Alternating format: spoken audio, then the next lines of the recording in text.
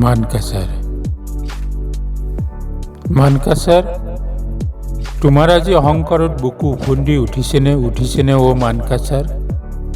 তোমাৰ বুকুত ঐশ্বৰ্যশালী প্ৰাচুৰ্যময় মানিক বুটলি অহা ভাষাৰ কাণ্ডাৰীসকলৰ আগমনত কালো নৈৰ ভাটিয়েলি সুৰত ভাই উঠে তোমাৰ বহু ৰূপকথা। মুক্ত আকাশত উৰে বুৰঞ্জীৰ কেইখিলা পাত, তোমাৰ ওঠৰ চিপুং বাঁহীৰ সুৰত মন মতলীয়া কবিময়।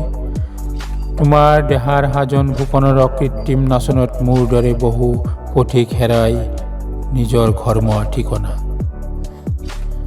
তোমাৰ ব্যপ্ত চকুজুৰিত মোৰ হাত সেমিকি উঠে কলম আৰু তুলিকাৰ উচপনি নিচকনি গীত। তোমাৰ প্ৰেমৰ তেজে তুমুৰলি কাব্যময় পৃথিৱী। কবি শিল্পী বন্ধুহঁতৰ সূক্ষ্ম ৰন্ধ্ৰেদি সোমাই তোমাৰ নিশ্বাস আৰু প্ৰসাৰৰ কলিজা, মানৱতাৰ বৰ্ণময় সংগীতৰ মূৰ্ছনা। তোমাৰ ৰূপালী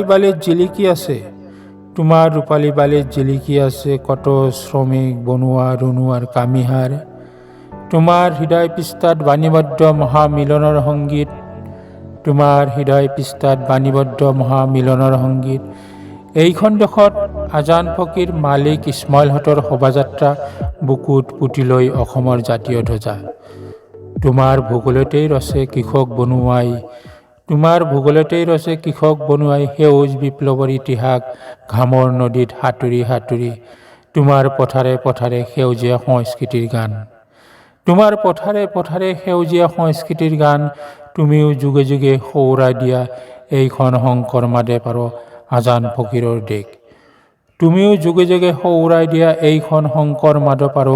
আজান ফকীৰৰ দেশ।